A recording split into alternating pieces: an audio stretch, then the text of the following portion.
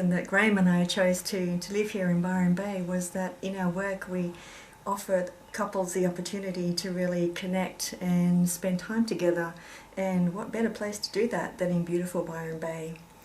It seems that couples have an attraction to this area because it's by the beach, because it seemed to be romantic, and while they're here indulging in a little bit of romance and a little bit of time out, we can also teach them how to really connect with each other on a level that is beyond just spending nice time together, but really where they can meet each other in their heart and soul.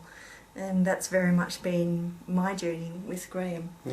I remember in my first Tantra workshop, I thought that it was about romance and connection and feeling really good about myself and being connected with Graham.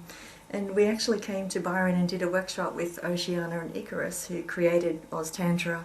And we were here for a week, and it was beautiful, and I had lots of attention from Graham, and it was very delicious. And what happened when we went home, I think we even stayed for a few days afterwards, and that was all really delicious. And then we went home and Graham went out to work and I went into total abandonment. So that made me realise maybe there was something more to this Tantra stuff, this relationship stuff, than just the times of being connected. It's also about how can I be connected with myself, and that was really what was not happening. And that's pretty much been where the work has been since.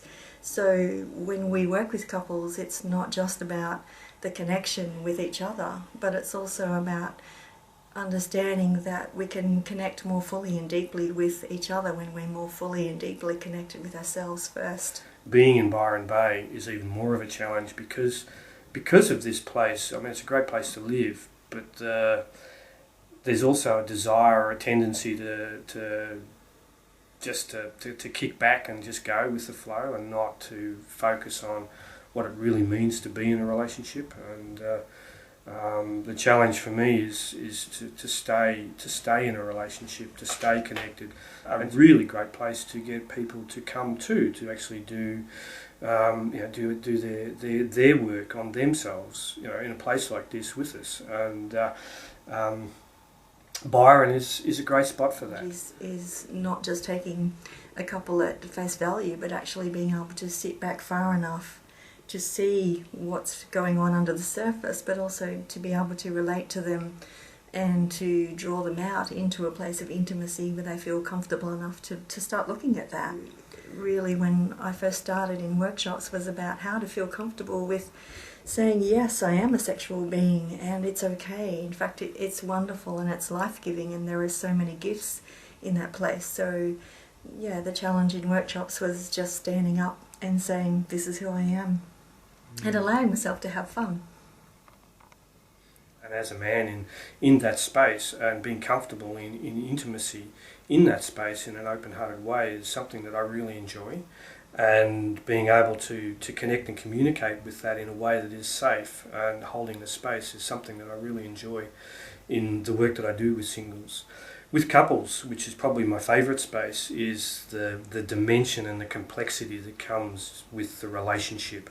And how that plays out. I think I actually find it easier to be in a session with an individual because that's very much my comfort zone. I feel really comfortable in deep levels of intimacy, and I find that I can really relate to people in their looking inside of themselves, because I've spent a lot of time looking inside myself, so that feels like a level of comfort zone for me.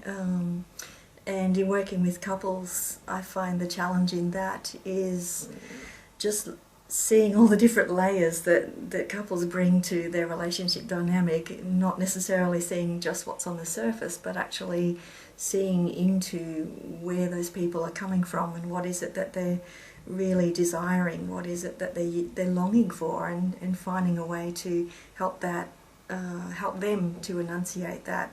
And that's really the challenge, is not just taking a couple at face value, but actually being able to sit back far enough to see what's going on under the surface, but also to be able to relate to them and to draw them out into a place of intimacy where they feel comfortable enough to start looking at that. I think that people actually feel the solidness of our relationship, and that gives them a degree of comfort to start exploring areas that can be highly challenging around sexuality and the really stuck places in relationships. So when they look at us and feel we've been there, done that, and survived and flourished in that place, it gives them a level of comfort to start looking at where they are themselves. Separates us and puts us out on our own is the fact that we do approach this as a committed couple in a long-term relationship, and that the work that we do is also a reflection of where we're at in our relationship. And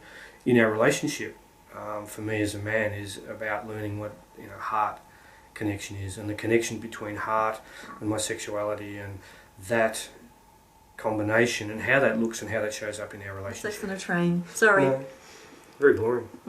Had sex on a beach. Had sex in a bedroom, had sex on a table, had sex on the floor, had sex in a church lift, had sex in a church. Yeah, there's a few different, definitely. What else would you like to know? It's amazing just the sense of humour that comes out and just how original some people are. Maybe we should video that and put it on the website. One of the funniest things that I've had happen around a workshop for me personally was there's one exercise that we do which is about really building up a lot of sexual energy and intensity and pleasure, and because I'm facilitating the exercise I don't actually go fully into it, I just kind of build it up through, and I hadn't realised how much of that energy I was still carrying until I had quarter of a glass of wine at dinner that night, and I just couldn't, was literally high as a kite. And